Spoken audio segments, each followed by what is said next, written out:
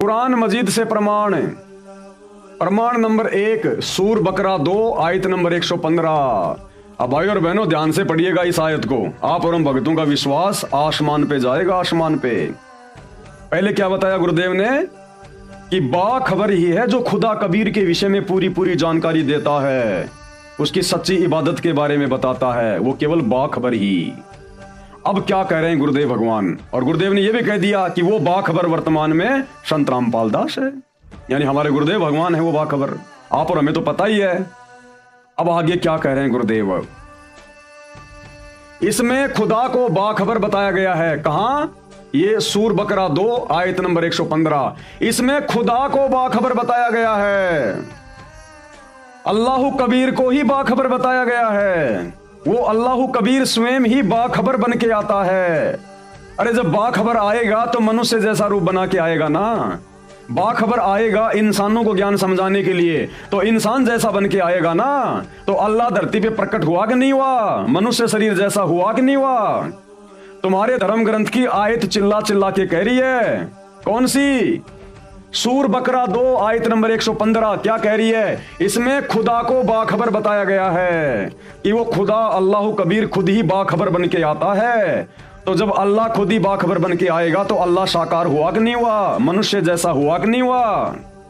अब मुसलमान धर्म के भाइयों और बहनों, और आपको किस प्रकार से समझाया जाए? अब इससे ज्यादा प्रमाण और आपको क्या दिखाए जाएं? अब वो समय नहीं है कि तुम्हें हनुमान जी की तरह छाती फाड़ के दिखा दिया जाए। ना समझने वाले तो उसके बाद भी नहीं समझेंगे।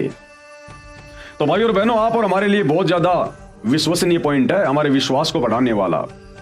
गुरुदेव भगवान ने स्पष्ट कर दिया, और आप और हमें भी पता है कि वो बाखबर वर्तमान में धरती पर सतगुरु रामपाल जी हैं। अब ये आयत क्या कह रही है? सूर बकरा 2 आयत नंबर 115, इसमें खुदा को बाखबर बताया गया है। तो सतगुरु रामपाल जी कौन हुए? जो वर्तमान में पूरे विश्व में एकमात्र बाखबर हैं, स्वयं खुदा अल्लाह कबीर। इसमें खुदा को बाखबर बताया गया है।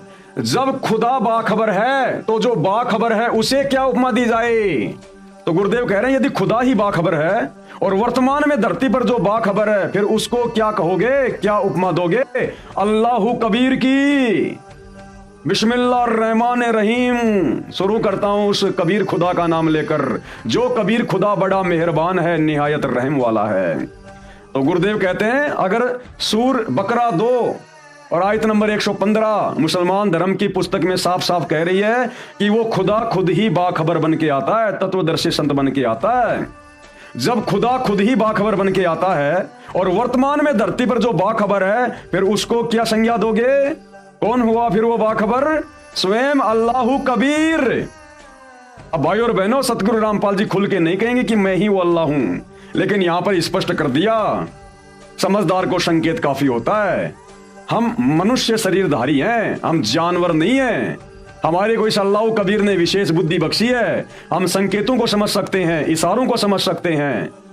तो समझिए सतगुरु रामपाल जी कौन हैं। तुम्हारी सूर अल बकरा 2 आयत नंबर 115 के अनुसार कि वो अल्लाह खुद ही बाखबर बन के आता है। अरे बाखबर का मतलब होता है अल्लाह के बारे में जानने वाला संत। अब संत क्या घोड़े जैसा होता है?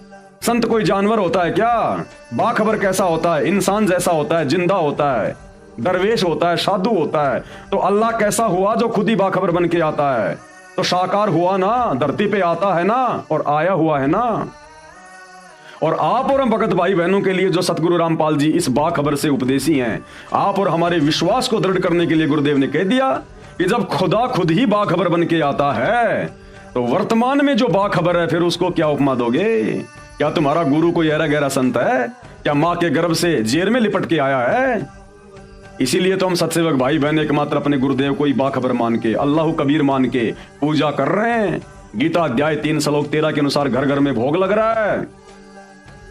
और जितने भी नकली भगवान जो हम पहले माना करते थे, पूजा करते थे, उन सब की हमने फोटोएं फाड़ फाड़ के अपने घर से बाहर कर दी। एक कै सादे सब सदें, सब सादे सब जाए, और माली सींचे मूल को फले फुले अघाए।